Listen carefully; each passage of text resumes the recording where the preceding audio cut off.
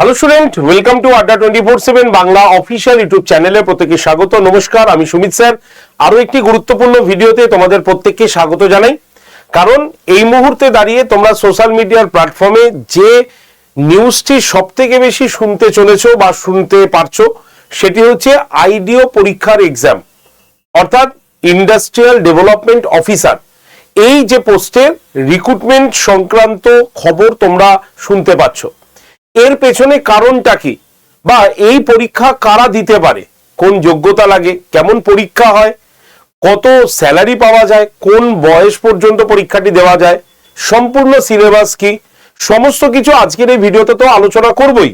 কিন্তু তার আগে যে বিষয়টি আমি তোমাদের সঙ্গে আলোচনা করব, যে এখন আইডিওটা কেন এই আইডিওর কথাটা বারবার আমাদের নেক্সট এক্সাম স্ল্যাপে উঠে আসছে, সেটা আগে জানো, তারপরে পরেগুলো আমরা বলছি। তো শুরু করব আজকে ক্লাস। শুরু করার আগে যারা যারা এই ভিডিওটি দেখছো প্রত্যেকে একটু সেশনের লিঙ্কটা একটু শেয়ার করে দাও। তোমরা যেই সমস্ত হোয়াটসঅ্যাপ গ্রুপে রয়েছো, তোমার চেনা পরিচিত বন্ধু বান্ধব সকলের কাছে এই নিউজটি জানা ভীষণভাবে জরুরি, তাই সকলের কাছে একটু শেয়ার করে দিও। তো সবার আগে বলি, আইডিও এই মুহূর্তে আমাদের প্রায়োরিটি সবার হাই লিস্টে কেন পিএসসির এক্সামের মধ্যে? কারণ হচ্ছে, মনে করে দেখো, কিছুদিন আগে যখন পিএসসিতে ডেপুটেশন দিতে যাওয়া হয়েছিল, সেই ডেপুটেশন দেওয়ার পর যে খবরটি সবার আগে আমাদের সামনে উঠে আসে সেটি হচ্ছে আইডিও এক্সাম নিয়ে। অর্থাৎ পিএসসি এবার আইডিও এক্সাম নিতে চলেছে। যে ইন্ডিকেটিভ নোটিফিকেশনটি 2024-এ পাবলিশ হয়ে গেছিল, সেই ইন্ডিকেটিভ নোটিফিকেশনটি এবার ফুলফিল হওয়ার কথা ডেপুটেশন যারা দিতে গিয়েছিলেন তারা ঘোষণা করেছেন। কারণ পিএসসির সঙ্গে কথাবার্তা বলে একটাই খালি প্রবলেম, সেটি হচ্ছে পিএসসির চেয়ারম্যান রিক্রুট হয়ে গেলেই বা তিনি পোস্টে চলে এলেই এই পরীক্ষাটির বিজ্ঞপ্তি সবার আগে প্রকাশিত হচ্ছে, এরকমই একটি খবর আমরা শুনেছি। তার জন্যই আইডিও এখন আমাদের ফার্স্ট প্রায়োরিটির মধ্যে রয়েছে। আর আরেকটা বিষয় হচ্ছে, আইডিও বের করতেও কোনো অসুবিধা হবে না, কারণ এর ইন্ডিকেটিভ নোটিফিকেশনটা দেখতে পাচ্ছ 24/12/2024 সালে অলরেডি অ্যানাউন্সমেন্ট হয়ে গেছে। সুতরাং 25ও পেরিয়ে গেছে, এবার 26। সুতরাং এবার কিন্তু আইডিও আসতে চলেছে বা আসার সম্ভাবনা বেশি, এটাই কিন্তু একদম পিএসসির মারফতের খবর। এবং সেই খবরটি তোমরা সকলেই একদম ডেপুটেশন থেকে বেরিয়ে আসার পর পিএসসির ওপিনিয়নে তোমরা জানতে পেরেছো। তো আজকে এই আইডিওর পরীক্ষা নিয়ে যখন আলোচনা করব, তাহলে তার ফুল ডিটেলস একটা বিষয় তোমাদের জানার প্রয়োজন। কারা আইডিও দিতে পারবে, কত বয়স পর্যন্ত, কি সিলেবাসে থাকে, কটা স্টেপে রিক্রুটমেন্ট হয়, সবকিছু তোমাদের এটা জানার প্রয়োজন। তাই অবশ্যই এই ভিডিওটি প্রথম থেকে শেষ পর্যন্ত দেখো, কারণ এই ভিডিওতে আমি সমস্ত কিছু বিষয় তোমাদের সঙ্গে শেয়ার করতে চলেছি। তো চলো শুরু করি ভিডিওর মূল পর্বটা। দেখো, প্রথমে এটা হচ্ছে কি ইন্ডাস্ট্রিয়াল ডেভেলপমেন্ট অফিসার। যখন এটা অ্যানাউন্সমেন্ট হয়েছিল তখন এর সিট নিয়ার অ্যাবাউট 100 বলা হয়েছিল, তবে পিএসসি থেকে ডেপুটেশন থেকে বেরিয়ে আসার পর এটাও অ্যানাউন্সমেন্ট হয়েছে যে এই আইডিওর পোস্ট কিন্তু বেড়েছে। এখনো কত বেড়েছে সেটা অফিসিয়াল নোটিফিকেশন না এলে আমাদের বলা সম্ভব নয়, তবে সেটা 100-র উপরে গেছে, সেটা কিন্তু অ্যানাউন্সমেন্ট হয়েছে। এবার বলি, এই আইডিওর আমাদের পরীক্ষার প্যাটার্নটা কেমন হয়। দেখো, এই যে আমি নোটিশটা দেখালাম, এটা হচ্ছে লাস্ট ইয়ারের আমাদের আইডিওর যে পরীক্ষাটা হয়েছিল সেই বছরের নোটিশ। এবং সেখানে বলা হয়েছিল যে 100 নম্বরের পরীক্ষা, এবং 100 নম্বরের পরীক্ষা টোটাল 1.5 ঘন্টায় এই পরীক্ষাটি হবে। এবং এই পরীক্ষার যদি টাইপ হয় সেটা হচ্ছে অবজেক্টিভ টাইপের হবে, ঠিক আছে, এমসিকিউ প্যাটার্নের, যেখানে 75টা কোশ্চেন থাকবে হচ্ছে জেনারেল স্টাডিজ থেকে, এবং বাদ বাকি যে 25টা কোশ্চেন থাকবে সেই 25টা প্রশ্ন হচ্ছে আমাদের মেন্টাল এবিলিটি টেস্ট এবং অ্যারিথমেটিক থেকে, এবং সেটা হচ্ছে মাধ্যমিক স্ট্যান্ডার্ডস। একদম পরিষ্কার বলা আছে মাধ্যমিক স্ট্যান্ডার্ডে প্রশ্নটা হবে। অর্থাৎ 75 নম্বরে জিকের প্রশ্ন, আর 25টা নম্বর হচ্ছে তোমার জিআই এবং ম্যাথমেটিক্স, এই দুটো মিলিয়ে 25 নম্বরের প্রশ্ন হবে। একটাই প্রশ্ন হবে, প্রত্যেকটা প্রশ্নের ক্যারিং হচ্ছে 1 মার্কস, 1 নম্বর করে প্রত্যেকটার ক্যারিং, ঠিক আছে, কোনো নেগেটিভ আপাতত ছিল না। তো এই হচ্ছে আমাদের পরীক্ষার লাস্ট ইয়ারের যে আইডিওর পরীক্ষার বিষয়, সেটা আমি তোমাদের এখানে তুলে ধরলাম, ঠিক আছে। এবার আমাদের এই যে পরীক্ষাটা হবে, এই পরীক্ষার কোশ্চেন কি কি আছে আমরা একদম শর্টে বুঝে নেব। একদম 100 নম্বরের হচ্ছে টোটাল প্রশ্ন, প্রত্যেকটার 1 নম্বর করে হবে। নেগেটিভ মার্কস আমি আগেই বলেছি, আগের বার নেগেটিভ মার্কস ছিল না, ঠিক আছে, মানে ভুল করলে কোনো নাম্বার কাটা যেত না।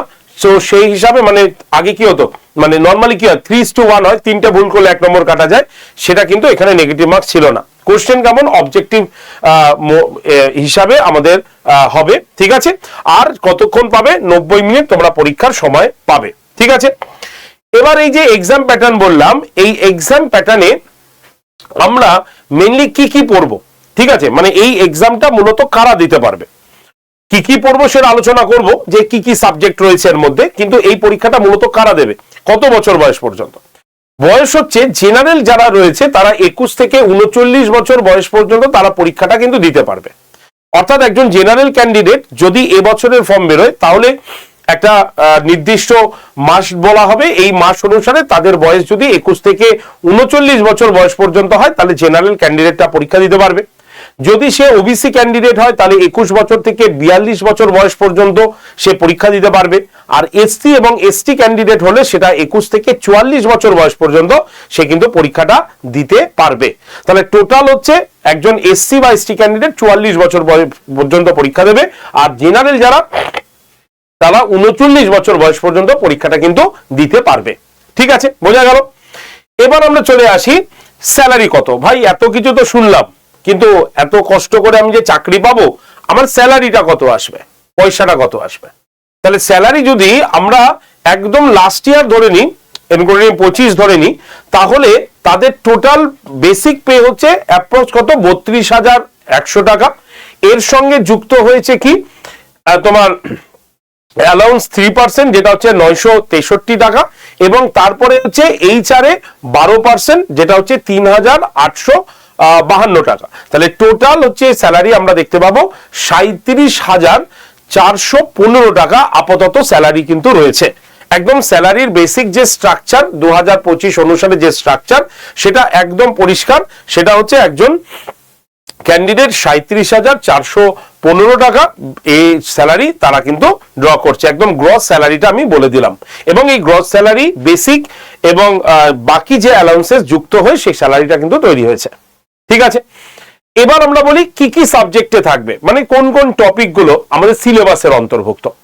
যদি আমরা ভালো করে দেখি তাহলে সায়েন্স অ্যান্ড হিউম্যানিটিস বলে একটা জায়গা রয়েছে তোমরা জানো, এবং এগুলোর মধ্যে আমাদের হিস্ট্রি, জিওগ্রাফি, হ্যাঁ, ইকোনমিক্স, এই জায়গাগুলো, সায়েন্সের বিভিন্ন পার্টগুলো রয়েছে, হ্যাঁ, তোমার পলিটিক্যাল সায়েন্স, সোশ্যাল ফিজিওলজি, সোসিওলজির বেশ কিছু জায়গা, ছোট ছোট জায়গাগুলো এখানে যুক্ত করে একদম সায়েন্স অ্যান্ড হিউম্যানিটিস এর মধ্যে অন্তর্ভুক্ত করা হয়েছে, ঠিক আছে। সব থেকে গুরুত্বপূর্ণ জায়গাটা হচ্ছে industrial potential in West Bengal in India.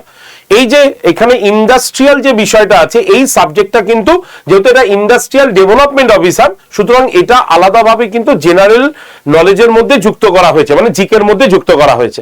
আর এখানে কি আছে, administrative map of West Bengal, ঠিক আছে, general characteristic of West Bengal, industrial infrastructure facilities in the state, ঠিক আছে, প্রেজেন্ট ইন্ডাস্ট্রিয়াল স্ট্রাকচার, তারপর মেজর ইন্ডাস্ট্রিয়াল ইন তোমার MSME সেক্টরের, ঠিক আছে। এই যে ইন্ডাস্ট্রিয়াল যে ব্যাপার স্যাপার গুলো রয়েছে সেইগুলো নিয়েও কিন্তু তোমাদের আলাদা একটা টপিক যুক্ত করা হয়েছে। তার মানে জিকে আমাদের 75 নম্বর পড়তে হচ্ছে ঠিকই, এই জিকের মধ্যে আমাদের হিস্ট্রি, জিওগ্রাফি, পলিটি সবগুলো পড়তে হবে, তার পাশাপাশি তোমাকে পড়ে নিতে হবে এই ইন্ডাস্ট্রিয়াল যে চ্যাপ্টারটা রয়েছে সেটা। সুতরাং যারা যারা অন্য সেক্টর থেকে বিলং করো তাদের ক্ষেত্রে কিন্তু এই ইন্ডাস্ট্রিয়াল জায়গাটা একটু ভালো করে পড়ে নিতে হবে, ঠিক আছে, বোঝা গেল।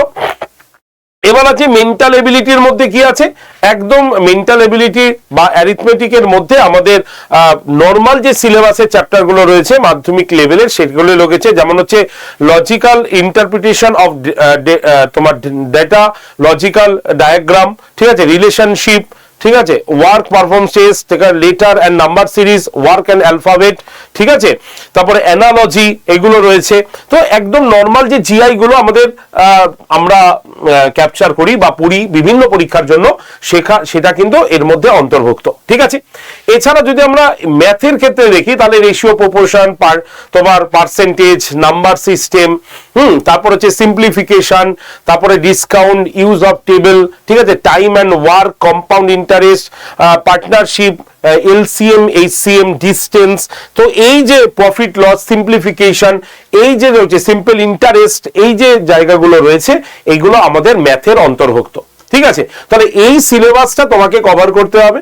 আর এই সিলেবাসটা কভার করার পরেই তুমি যখন দুটো স্টেপে পরীক্ষাটা হবে, প্রথমে হচ্ছে রিটেন এক্সাম, তারপরে হচ্ছে ইন্টারভিউ, দেন হচ্ছে জয়নিং। সুতরাং এই দুটো স্টেপে তোমাদের কিন্তু এই আইডিওর পরীক্ষাটা হয়েছিল এবং এই সিলেবাসটা বোধহয় এবছর কিন্তু ধরে নেওয়া হবে, মানে একই রকম সিলেবাস থাকবে, সিলেবাসের কোনো পরিবর্তন বোধহয় এবছর আর হচ্ছে না। তাহলে এই হচ্ছে আমাদের আইডিওর কমপ্লিট বিষয়। তাই তুমিও পারবে একজন আইডিও পরীক্ষাটায় বসতে, কারণ এবার কিন্তু সবার জন্য এই আইডিওটার পথ কিন্তু উন্মুক্ত থাকছে। তো আইডিও রিলেটেড সমস্ত ইনফরমেশন আমি তোমাদের কাছে শেয়ার করলাম, ঠিক আছে। এবং এই আইডিও পরীক্ষা যদি আমাদের আপকামিং সামনে টার্গেট থাকে, তাহলে ধীরে ধীরে এবং আমরা যদি প্রপার খবরও পেয়ে যাই, এবার আইডিও এসে যাচ্ছে, যদিও খবর রয়েছে পিএসসি চেয়ারম্যান চলে এলেই দেখবে ফার্স্ট নোটিশ হিসাবে হয়তো আইডিওটাই ঘোষণা হবে, তখন থেকে আমরা পড়াশোনা করব।